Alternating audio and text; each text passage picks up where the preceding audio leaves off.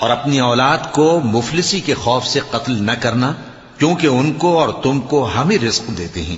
کچھ شک نہیں کہ ان کا مار ڈالنا بڑا سخت گناہ ہے، اور زنا کے پاس بھی نہ جانا کہ وہ بے حیائی ہے اور بری راہ ہے۔ اور جس جاندار کا مارنا اللہ نے حرام کیا ہے اسے قتل نہ کرنا مگر جائز طور پر، یعنی بفتوائے شریعت۔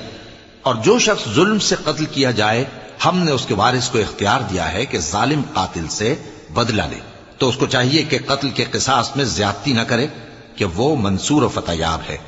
اور یتیم کے مال کے پاس بھی نہ پھٹکنا مگر ایسے طریق سے کہ بہت بہتر ہو، یہاں تک کہ وہ جوانی کو پہنچ جائے۔ اور عہد کو پورا کرو کہ عہد کے بارے میں ضرور پرسش ہوگی۔